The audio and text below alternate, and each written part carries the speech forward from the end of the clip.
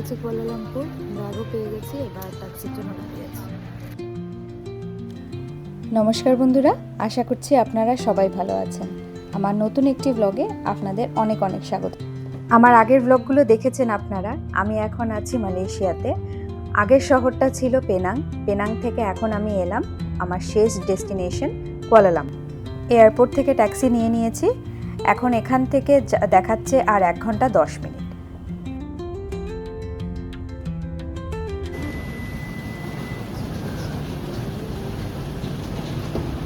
Thank you, by.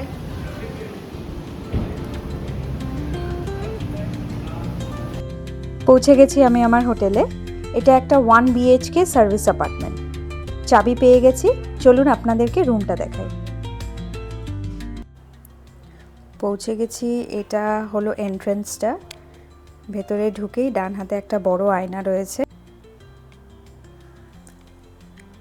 এইদিকে রয়েছে fridge, পাশে ওয়াশিং মেশিন, মাইক্রোওয়েভ, আর এইদিকে কিচেন এরিয়াটা। এদিকে বসার জায়গা, আর সামনেটা সিটিং এরিয়া।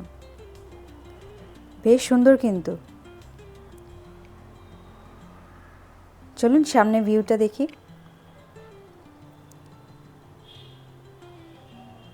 বাহ, কি সুন্দর, দুর্দান্ত। যাই এবার বেডরুমটা দেখাই। এটা হচ্ছে একটা বেডরুম, বেশ সুন্দর। পাশে একটা বসার জায়গা রয়েছে, এদিকে টিভি আছে, আর এই দিকটা হচ্ছে ওয়াশরুম। সামনে আয়না, বেসিন, এইদিকে শাওয়ারের জায়গাটা। শ্যাম্পু, শাওয়ার জেল এখানে সব আছে। আর এই দিকটাতে রয়েছে আলমারি, অনেকটা স্পেস আছে।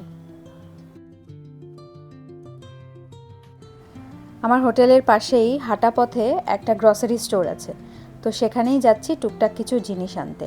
অ্যাটলিস্ট চা কফিটাও যেন নিজে বানাতে পারি, এই ব্যবস্থাটা করতে। চলুন তাহলে সঙ্গে থাকুন।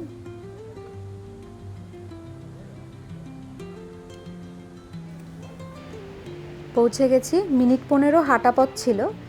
একটা কার্ট নিয়ে এবার ভেতরে ঢুকে গেলাম। এই দিকটাতে আছে একটু চিপস, এই দিকেও চিপস, লাগবে আমার কফি। পেয়ে গেছি, নিয়ে নিয়েছি একটা কফি, একটা দুধ, আর এইদিকে মাখন। এবার ব্রেড খুঁজতে হবে। এইদিকে আছে সব জলের বোতল।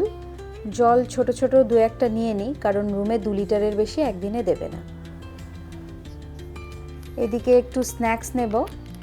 এটা আমার খেতে ভীষণ ভালো লাগে, পামকিন সিড। এখানে আছে রেডিমেড স্যালাড, পুরো বানানো আছে, তার মধ্যে ড্রেসিং দেওয়া আছে। একটা তরমুজ নিয়ে নিলাম, আর টুকটাক একটু কেক আর বিস্কিটের প্যাকেট নিলাম।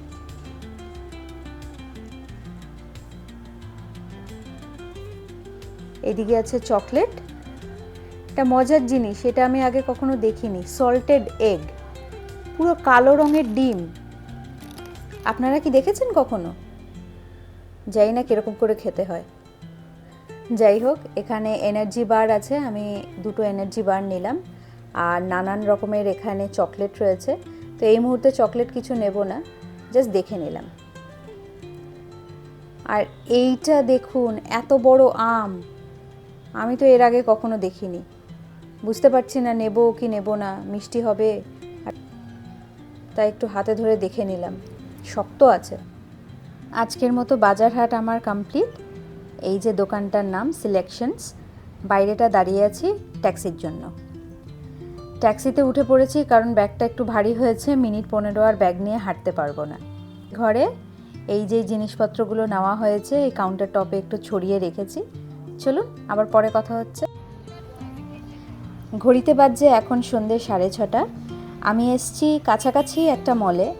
এখন রমজান আর চাইনিজ নিউ ইয়ারের জন্য এই মলটা ভীষণ সুন্দর সাজিয়েছে। চলুন ভেতরে যাওয়া যাক। দেখুন ভেতরটা কি দুর্দান্ত সাজিয়েছে, চারিদিকটা একদম কালারফুল। আর এত সুন্দর সাজিয়েছে চারিদিকটা, সবাই সুন্দর জামা কাপড় পরে ছবি তুলতে এসছে নিজের প্রিয়জনের সঙ্গে। কি ভালো লাগছে চারিদিকটা, তাই না? বেশ অনেকক্ষণ ঘোরাঘুরি হলো। এবার ভাবছি রাতের ডিনারটা এখানেই করে যাই। তাই খুঁজছি কোথায় খাওয়া যায়। মলটা বিশাল বড়, মানে আমি হেঁটে এক প্রান্ত থেকে আরেক প্রান্ত যেতে গিয়ে হাঁপিয়ে যাচ্ছি রীতিমতো। যাই হোক, খুঁজে খুঁজে একটা খাবার জায়গা পেয়েছি। এটা একটা থাই রেস্টুরেন্ট। চলুন তাহলে ভেতরে যাওয়া যাক। বেশ অনেকক্ষণ খোঁজার পরে ফাইনালি আমি পেয়ে গেছি। চলুন তাহলে ডিনারটা করে নেওয়া যাক, বাকি কথা কাল সকালে হবে। সুপ্রভাত বন্ধুরা, এখন বাজছে সকাল 4:30। এটা হচ্ছে আমার জানলা থেকে ভিউ। প্রচুর হাই রাইজ বিল্ডিং আছে এখানে।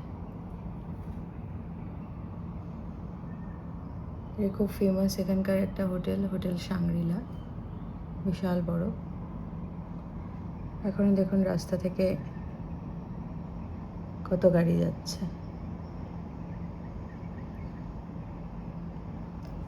প্রচুর পাখি ডাকছে, শোনা যাচ্ছে না, জানলাটা খুলতে হবে।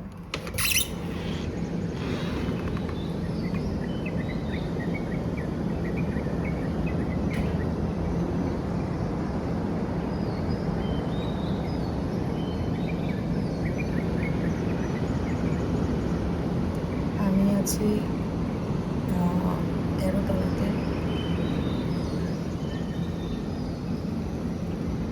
ভিউটা খারাপ না, তাই না? সামনেটা ফাঁকাই আছে, বেশ সুন্দর। আরেকটা জিনিস আমার খুব ভালো লেগেছে যে ম্যাক্সিমাম হোটেলগুলোতে জানলাগুলো পুরো বন্ধ থাকে। এটা কিন্তু সেটা না। দেখুন, এটা চাইলে আপনি আরও খুলে দিতে পারেন, তো আমি আর খুলছি না। যাই তাহলে, একটু চা কফির কি ব্যবস্থা আছে একটু দেখি। কালকে যদিও বা ওই ডিপার্টমেন্টাল স্টোরটা থেকে চা কফি এনেছিলাম, তো একটু কফি নিয়ে বসি এখানে, এত সুন্দর ভিউটা এনজয় করি, পরে আবার কথা হবে। কালকে চা এনেছিলাম আর কফি এনেছিলাম। চাটা খেয়াল করিনি যে এটা টি ব্যাগ নয়, এটা মানে আমাদের ওখানের মতো চা পাতা, গুঁড়ো চা পাতা, চা ছাঁকনি নেই। আমার কফির জলটা গরম হয়ে গেছে।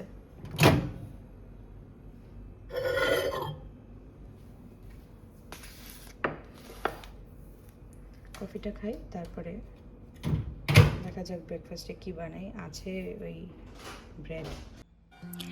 রেডি হয়ে বেরিয়ে পড়েছি। এখন ঘড়িতে বাজছে সকাল 9:25। যাচ্ছি এখান থেকে মোটামুটি ঘন্টাখানিকের ডিস্টেন্সে একটা চিড়িয়াখানা দেখতে। চলুন তাহলে সঙ্গে থাকুন।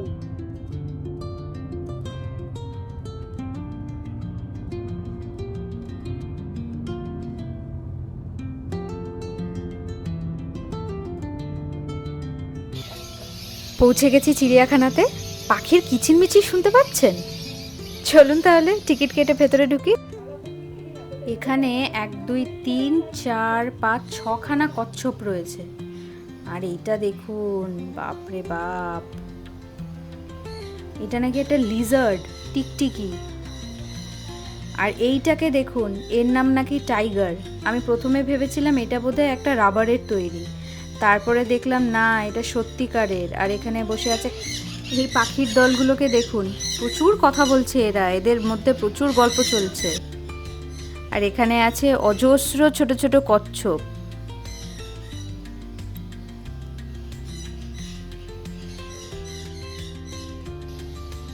আর এদেরকে দেখুন, কি সুন্দর দেখতে। আবার এখানে ওয়ার্নিং সাইন দেওয়া, যেন কেউ হাত না দেয়। আবার গোল্লা গোল্লা চোখে তাকিয়ে দেখছে। কি সুন্দর রংটা দেখুন। আবার একে অপরকে আবার পিঠ চুলকে দিচ্ছে, কি মিষ্টি। আর এখানে রয়েছে সাদা ময়ূর। এদেরকে দেখুন কত বিস্কুট খেতে দিয়েছে, আবার কুটুস কুটুস করে খাচ্ছে।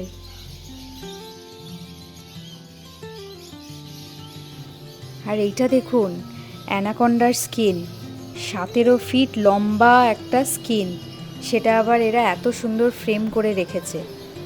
কি সাংঘাতিক না?